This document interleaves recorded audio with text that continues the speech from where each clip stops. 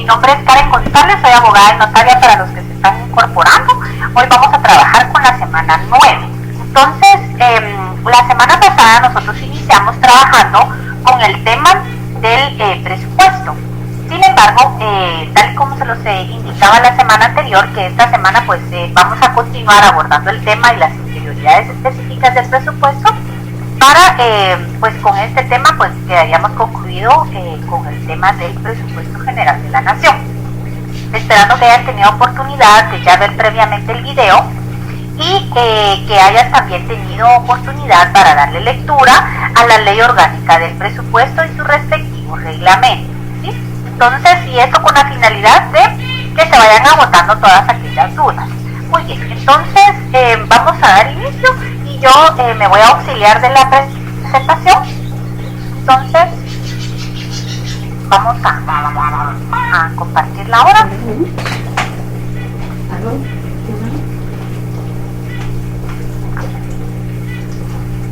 Muy bien.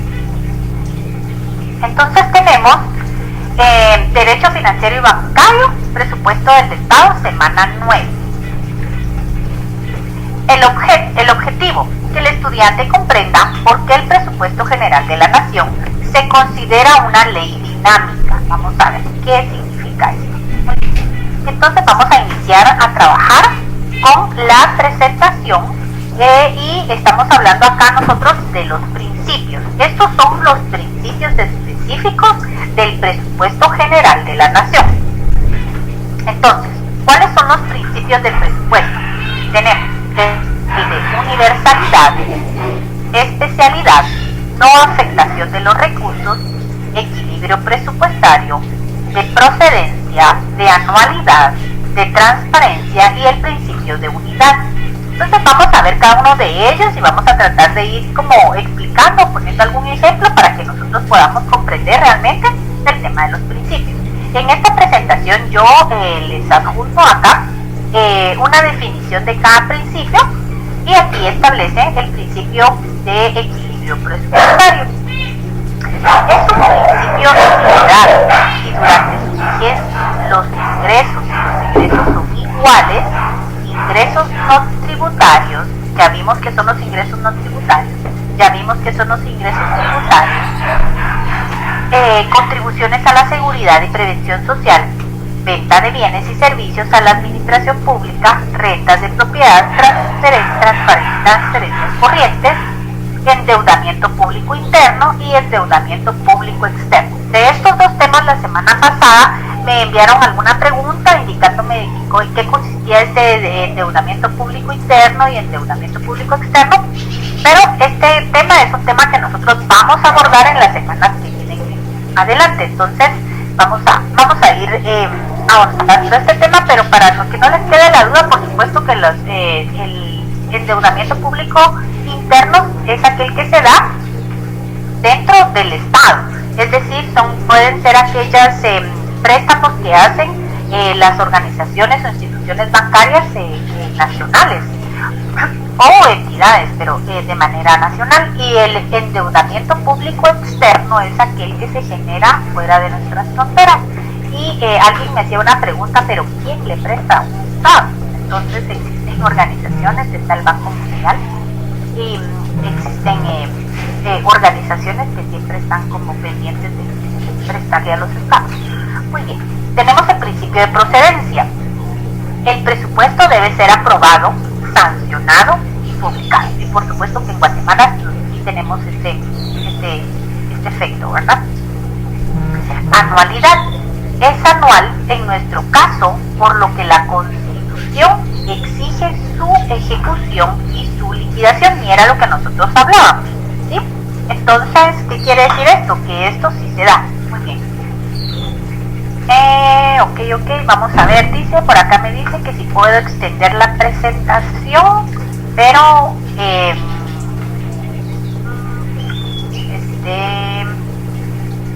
como solo compartí una ventana, no sé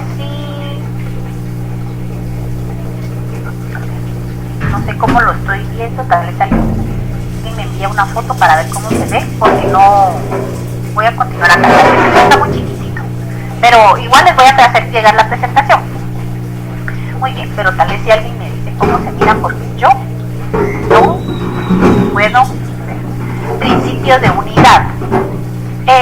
Consiste en que todos los ingresos y egresos del periodo anual estén agrupados en un único documento que esté presentado por el Poder Ejecutivo al Congreso de la República para su discusión.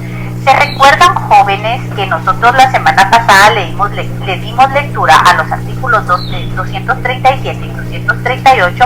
Y aquí yo me detuve porque cada en la Constitución Política establecía el principio de unidad y que manifestaba, si ustedes le dieron lectura, manifestaba que todos los ingresos y los gastos deben plasmarse dentro del mismo, es decir, las entidades autónomas descentralizadas del Estado y cualquier organismo que reciba ingresos del Estado debe adjuntar dentro de un documento el presupuesto, lo que presupone que va a gastar. Entonces, ¿qué quiere decir? Que aquí se da el principio de unidad. Muy bien, tenemos el principio de universalidad. No puede haber compensación entre los ingresos y gastos entre los entes públicos que perciben los tributos. ¿Qué quiere decir esto? El principio de universalidad. Dentro de este principio de universalidad, vamos a ver el principio de universalidad. ¿Qué quiere decir? Que no puede haber compensación entre los ingresos y los gastos de los entes públicos que perciban los tributos. Por ejemplo, las municipalidades. Las municipalidades son los entes que se encargan de la recaudación de los tributos en materia el tributo más grande que recoge el gobierno municipal es el impuesto único sobre inmueble, que realmente si nos damos cuenta, muchas veces se puede decir que este tributo es un castigo para el propietario de un bien inmueble, porque no necesariamente el que es propietario de un inmueble posee recursos económicos, ¿sí? O por ejemplo a veces han sido heredados patrimonios, pero realmente tal vez la persona no tiene disponibilidad económica como para pagar este tributo. Y recuerden ustedes que existe una tabla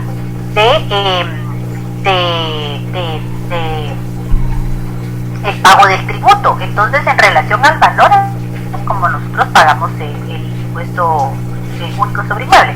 Pero entonces les decía que la municipalidad es el ente estatal que se encarga de la recaudación de este tributo. Pero este principio, como estamos en doctrina, lo que establece es que los entes no pueden quedarse para sí el dinero. Por ejemplo, la Superintendencia de Administración Tributaria, que es la que se encarga de recaudar, no puede decir, bueno, como yo soy el ente recaudador, a mí que me den un porcentaje más alto para mis gastos de operación. No puede, porque se supone que es como el principio de universalidad, no puede haber compensación, como por ejemplo yo como recaudo, a mí me tienen que dar más, ¿sí? Sino que debe ser universal, que todos los gastos deben percibir, es decir, todos los ingresos y los gastos deben aplicarse el principio de unidad, todo tiene que entrar a un presupuesto y de allí, ya del fondo común, ya vuelve a destinar. Es decir, la SAT no puede decir, bueno, yo me quedo con el 10% y yo solo entrego el 90% a las arcas, no, sino que se cumple, porque si ustedes se dan cuenta, todos los tributos que nosotros hacemos efectivos, pues ¿a dónde se va? A la Tesorería Nacional. ¿Qué quiere decir esto? Que la SAT se encarga de cobrar, pero realmente todo es a excepción, como esto es doctrina, a excepción de Guatemala, este principio de universalidad se da en el caso de las municipalidades, que ellos son oficialistas. Muy bien, tenemos el principio de especialidad. Es aquella autorización parlamentaria que no se da en forma global, sino que se concede por cada rubro. Por ejemplo, ingresos tributarios, ingresos no tributarios, gastos de funcionamiento, gastos de inversión. ¿Qué quiere decir? En el principio de especialidad es general. La autorización que se da del presupuesto es general, no es específico. Perdón, no es general, sino que es específico, ¿sí? Sino que se detalla de una forma que se pueda determinar a dónde se va a dar la luz. Tenemos el principio de no afectación de los recursos. Muy bien, ¿qué dice este principio? Este dice que los tributos y los ingresos deben tener un destino común, es decir, ingresar a un fondo común. Entonces, es por eso que era lo que yo les mencionaba en el principio de universalidad, que en nuestro caso en Guatemala, los ingresos que recibe el Estado se van al fondo común, a la Tesorería Nacional. En la Tesorería Nacional hay una cuenta que se llama Cuenta Única del Tesoro, en donde ingresan todos lo que le ingresa al Estado. Ahora bien, tenemos, ya los expliqué. Muy bien, vamos con la afectación de los presupuestos. Muy bien.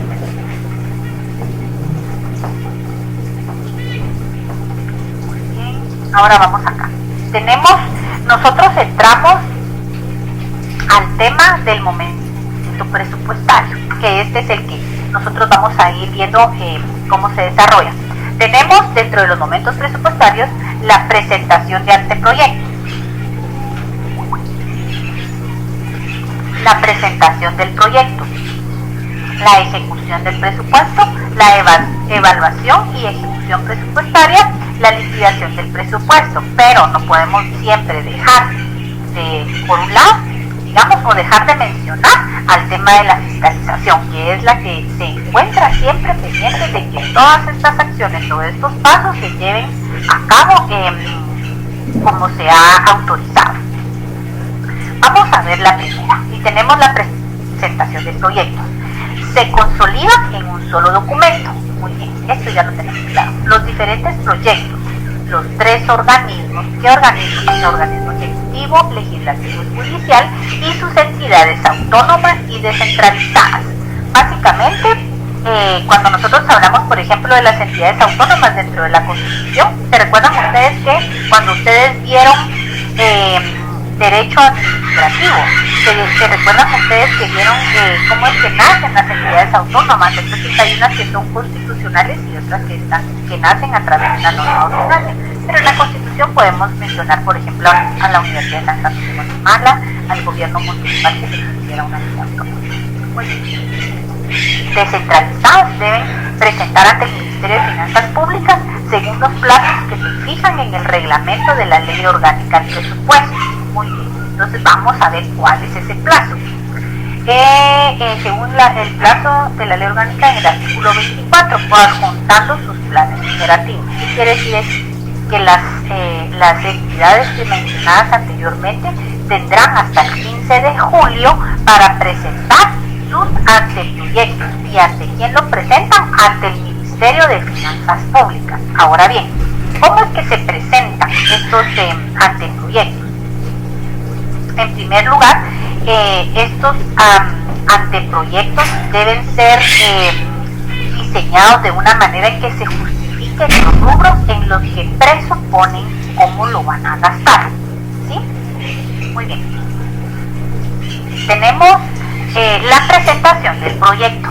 Esta está a cargo del organismo ejecutivo. Entonces acá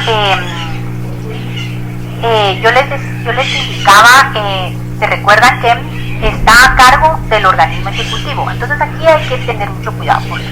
Esta es como pregunta.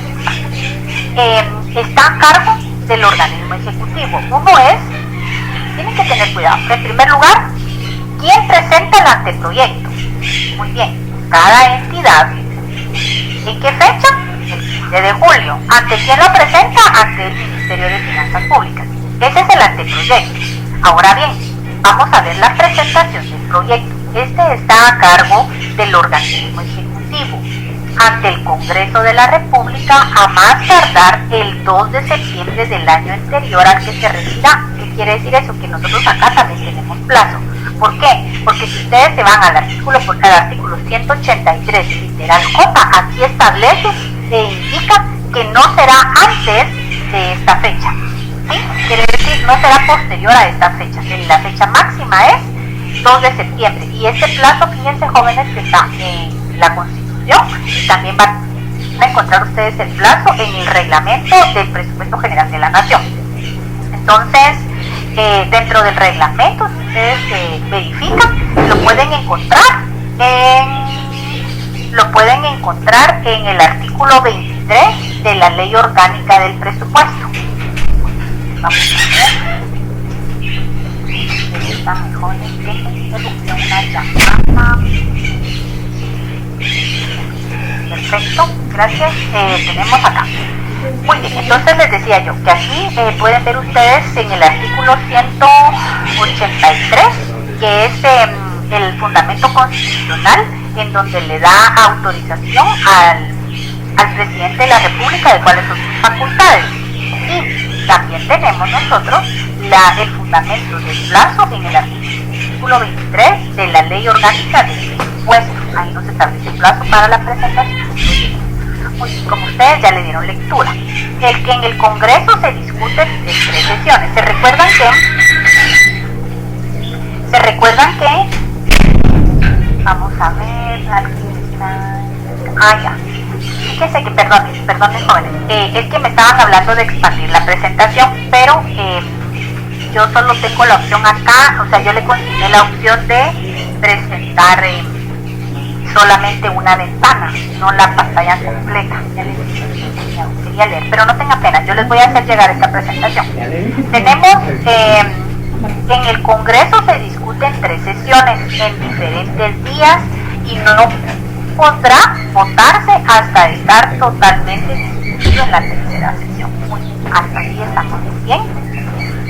Aprobado por parte de la Junta Directiva,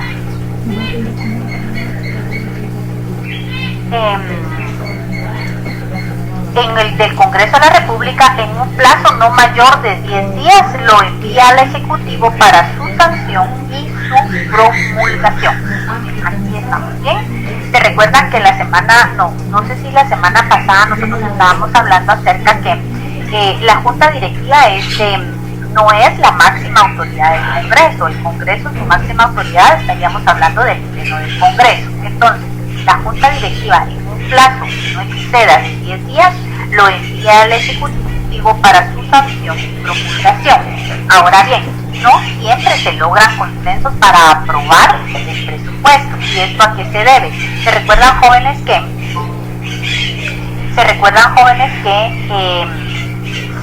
se da que dentro del... No siempre se da porque si el Ejecutivo no está de acuerdo si la Junta Directiva, si el Congreso no aprueba el presupuesto, no se llega al consenso. La semana pasada yo les hablaba del carácter del presupuesto, que es administrativo y político.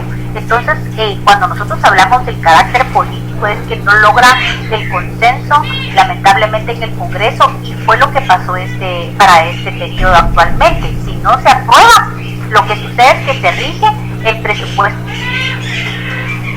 del año anterior, el cual puede ser modificado o puede ser ajustado. Entonces, ¿qué quiere decir esto? Que las entidades descentralizadas, autónomas y los organismos del Estado cumplieron en su oportunidad del 17 de junio a enviar sus anteproyectos, realizan la presentación del proyecto, pero realmente por el carácter político que reviste el presupuesto no se logran los consensos y es posible que no se aprueben.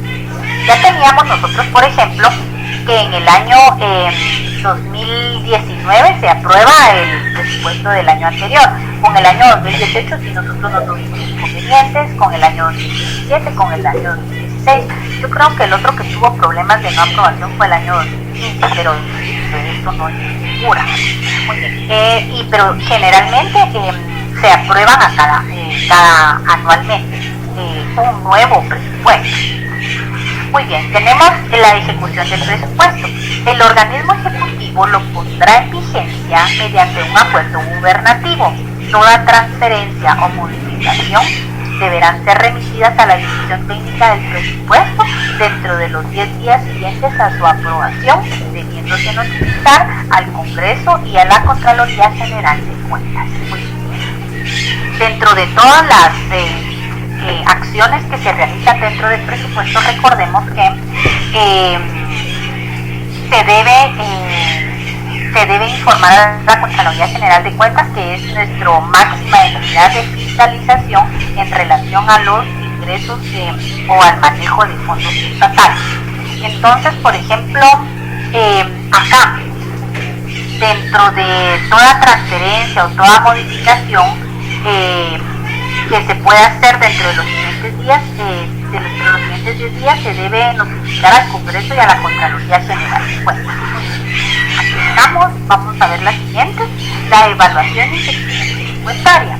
De esta evaluación y ejecución presupuestaria nosotros tenemos dos momentos, según lo regula el artículo 34 y 35 de la Ley Orgánica del Presupuesto. Y espero que ustedes ya les hayan dado lectura.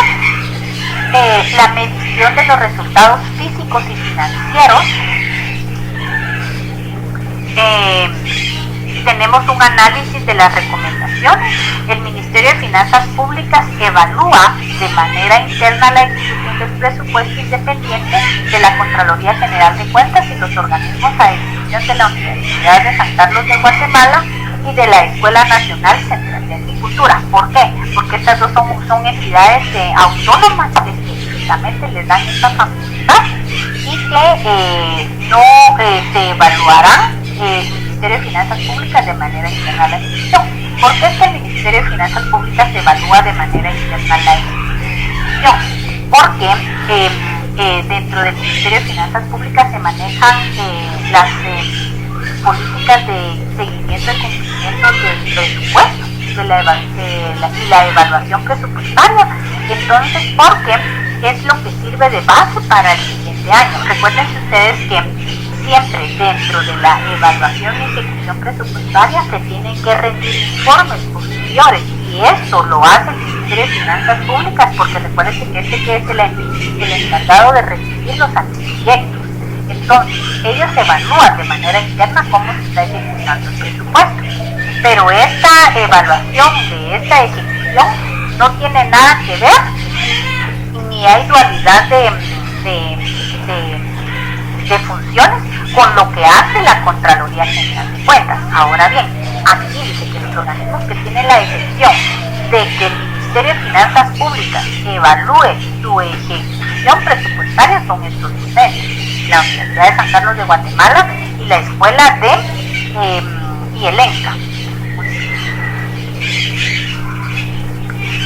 Jóvenes, yo les voy a mandar la presentación y entonces me están escribiendo para que vean. Muy bien, vamos a ver liquidación del presupuesto.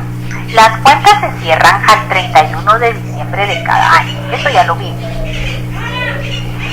Los ingresos que recauden posterior a la fecha se consideran para el siguiente año. Muy bien, ¿qué quiere decir eso? Que como recuérdense que nuestro presupuesto es un presupuesto que es cambiante, es modificante, es dinámico, quiere decir que únicamente va a ingresar los gastos y los ingresos dentro de ese periodo. ¿Cuál es el periodo? 1 de enero al 31 de diciembre de cada año. Todo lo que se logre recaudar durante ese periodo ingresa, pero todo lo que se recaude posterior al 31 no puede incluirse dentro de este presupuesto, ni mucho menos los gastos que ya se encuentran comprometidos por los que no se lograron devengar. Entonces, ¿qué quiere decir? Que estas obligaciones se van a trasladar para el ejercicio siguiente.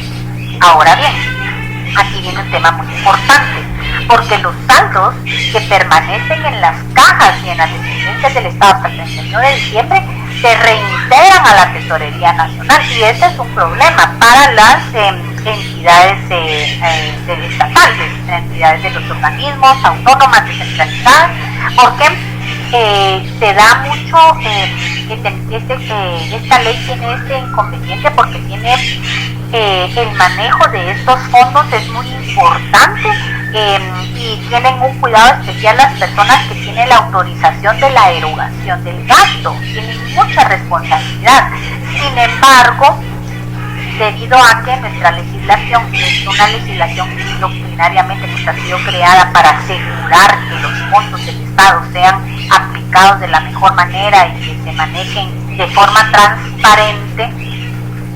Entonces tiene muchos procedimientos y en muchos casos existe exceso de burocracia. Entonces, ¿qué quiere decir? Que cuando los organismos del Estado no logran completar y no logran ejecutar el 100% de lo que presuponen que tenían a disponibilidad para gastar, el asunto es que siempre en el mes de diciembre, a finales de noviembre, las entidades de Estado inician con la adquisición de bienes o de servicios de todo lo que no han logrado ejecutar durante el año. Sin embargo, hay entidades actualmente, y ustedes pueden ver en base a la ley de acceso a la información pública, donde las entidades tienen obligación de publicar de manera cuatrimestral el cumplimiento de la liquidación del presupuesto. Entonces, por ejemplo, si ustedes son un poquito curiosos, pueden ingresar, por ejemplo, a la página de CBAG. Entonces ellos tienen, por ejemplo, en las metas de cumplimiento, ellos tienen qué porcentaje.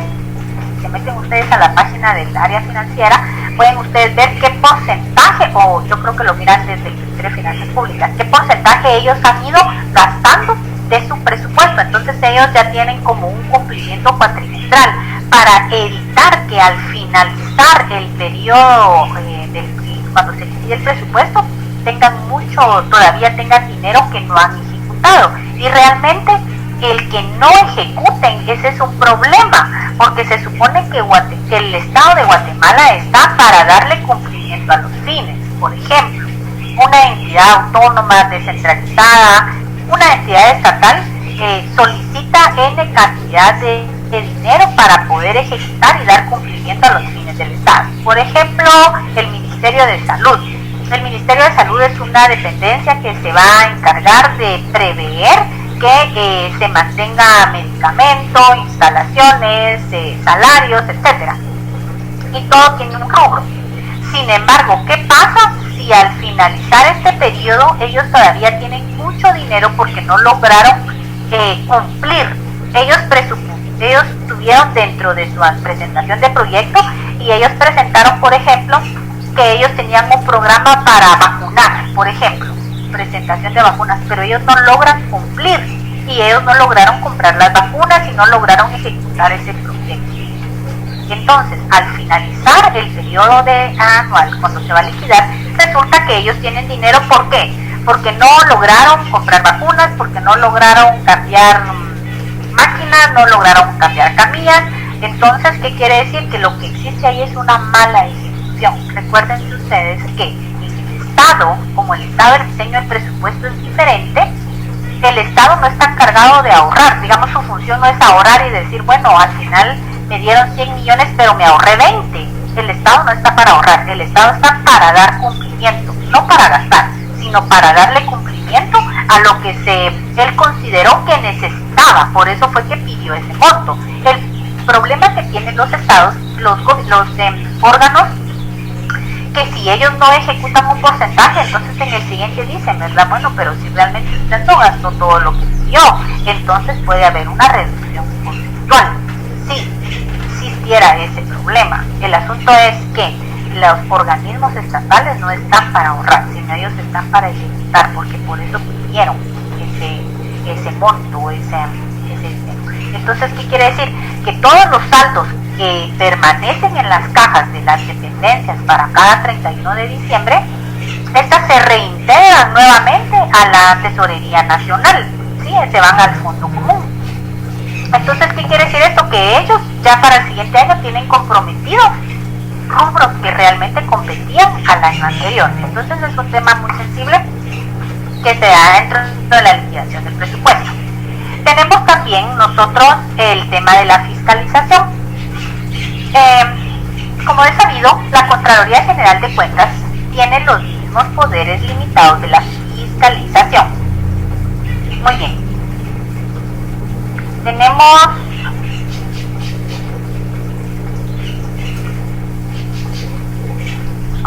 vamos ya un momentito, vamos a hacer ya tengo unas preguntas, me parece interesante, gracias por tener estas dudas importantes. Eso lo vamos a terminar aquí. Fiscalización. La Contraloría General de Cuentas, teniendo los mismos poderes limitados de fiscalización. Muy bien.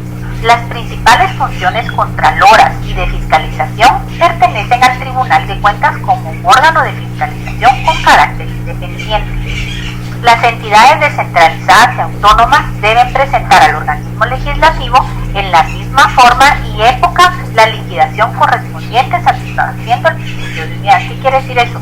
Que para que las entidades descentralizadas y autónomas deben presentar ante el organismo legislativo una liquidación de los gastos que realizaron. Muy bien, tenemos acá en resumen, vamos a hablar, ya vamos casi terminando la presentación y vamos a aprovechar para responder unas preguntitas. Es un acto de gobierno en el cual se prevén ingresos y egresos anuales. Muy bien, con esto estamos súper claros, eso es el presupuesto.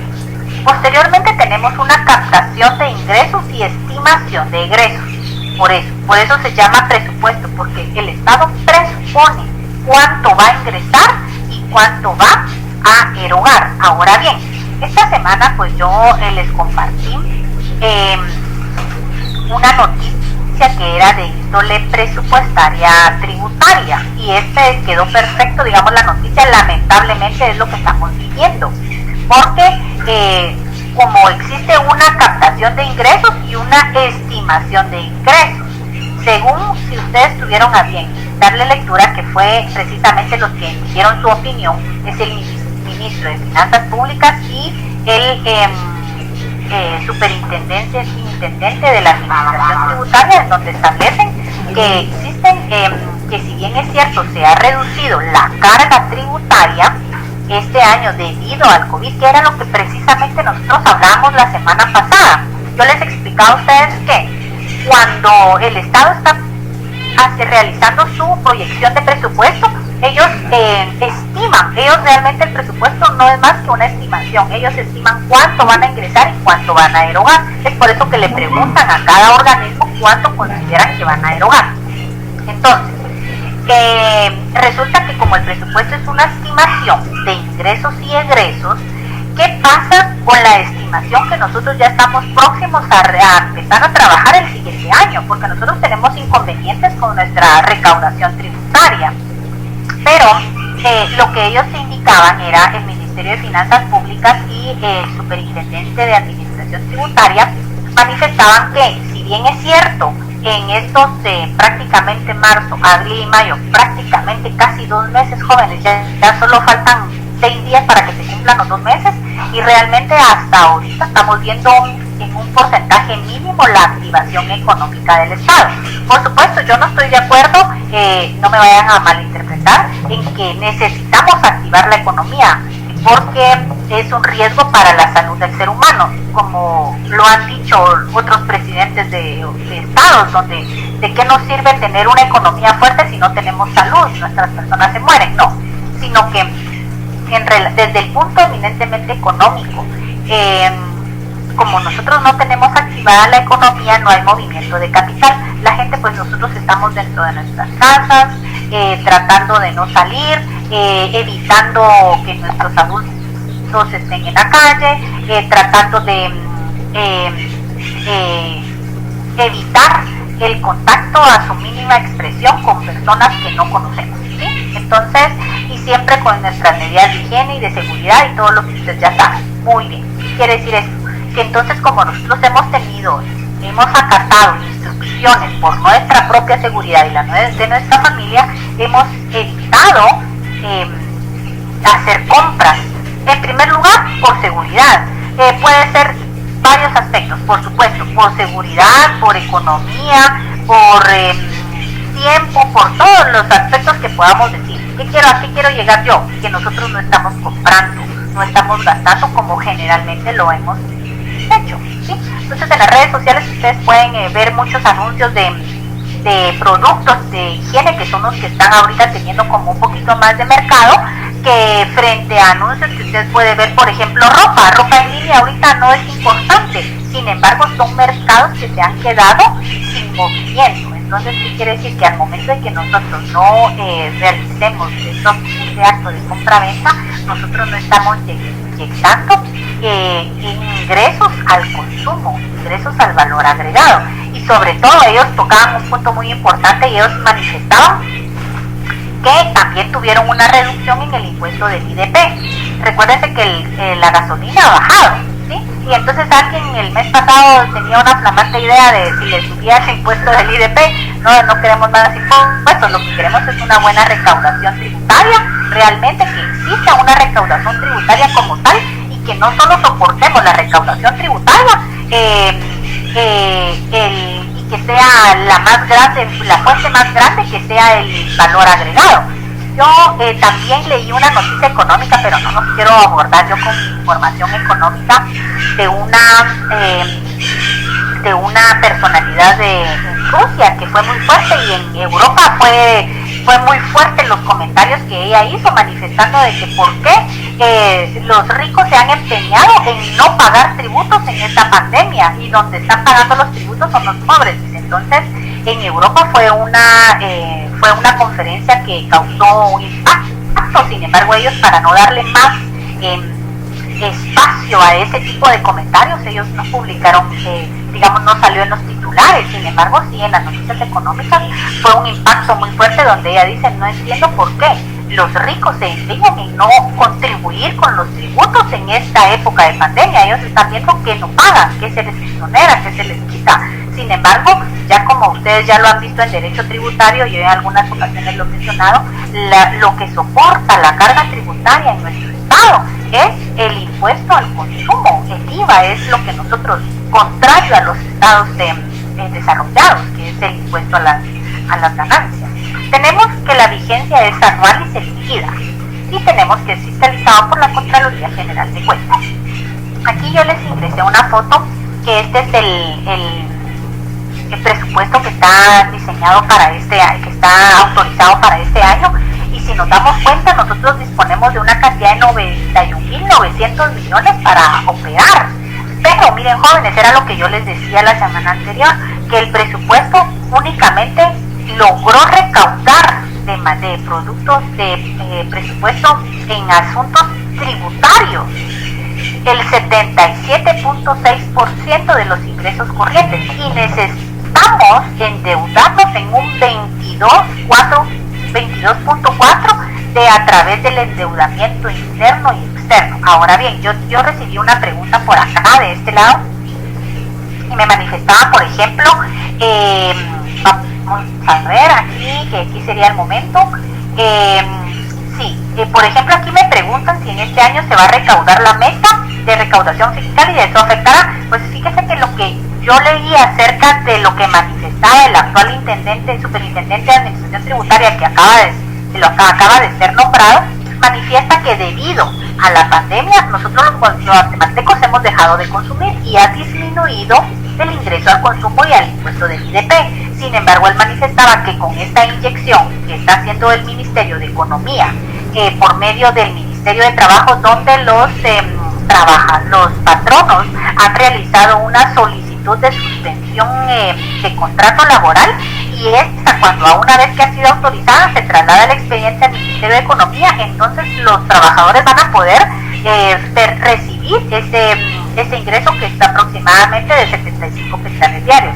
Entonces, como son tantos millones que va a erogar el Estado, considera que ahí va a haber una inyección de capital, y entonces que si bien es cierto, vamos a tener inconvenientes, pero que no van a ser tan drásticos como se ha pensado. Hasta ahí fue la última noticia que escuché, entonces, pero hay que darle seguimiento. Vamos a ver. Ya. Aquí tengo una pregunta. En todo este proceso, ¿en dónde participa CGPLAN? Muchísimas gracias, Felipe, por esa pregunta. CGPLAN es un tema que nosotros abordamos la siguiente semana. De verdad que estoy muy emocionada con ustedes porque vamos con el tema. O sea, sí, la semana pasada me preguntaron lo que iba a abordar y ahorita me están hablando de CGPLAN. Entonces sí, la próxima semana nosotros abordamos el tema de las políticas públicas, y aquí es donde ingresa CGPLAN. Entonces me parece de verdad muy contenta con ustedes. Vamos a ver, aquí tengo otra pregunta.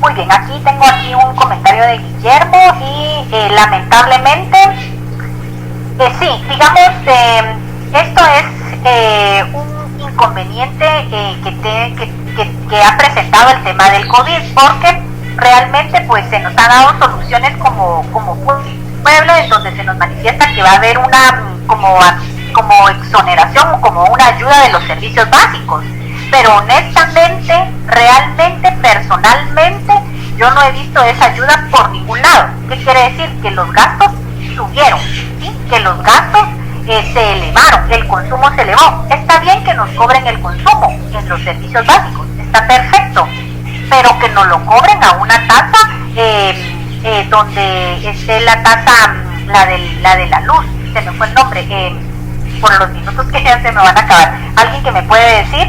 La tarifa social, que nos cobren a la tarifa social, entonces que nos cobren lo que estamos consumiendo, porque estamos en casa y posiblemente efectivamente estamos consumiendo más, pero que no nos eleve, por ejemplo, el precio del gas. De verdad, estas son situaciones nacionales que están afectando al Estado, a la población que está vulnerable, porque recuérdense que hay personas que definitivamente no tienen ningún tipo de ingreso.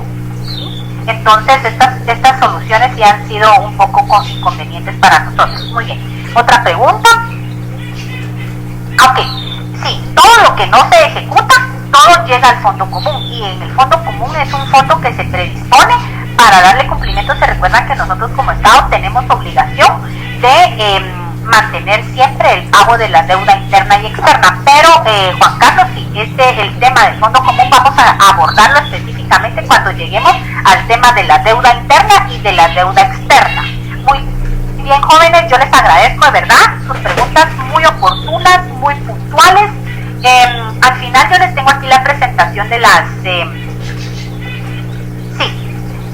tengo la presentación de las preguntas. Por cuestión de tiempo yo creo que los voy a quitar de otro periodo y no me gustaría, pero son las mismas preguntas que aparecen en la presentación del video, y esta presentación yo con mucho gusto se las voy a presentar. Me manifestaron que lamentablemente no se dio muy bien la presentación, o un poco ilegible en esta emisión, pero no tengan pena, yo se las voy se las voy a enviar en un momento para que ustedes ya puedan tener ahí el material accesible y que puedan ustedes pues trabajarla y estudiar. Entonces, muchísimas gracias, jóvenes, por su atención. Muy agradecida, muy complacida con ustedes, muy contenta porque me han enviado preguntas muy puntuales y que sí vamos adelantados al tema. Entonces realmente ustedes están en el tema. Entonces yo les agradezco mucho por su atención. Cualquier duda, por favor, jóvenes, no duden en hacerla. Y muy bien, ya inició el otro curso. Muchísimas gracias, jóvenes, que tengan buen día.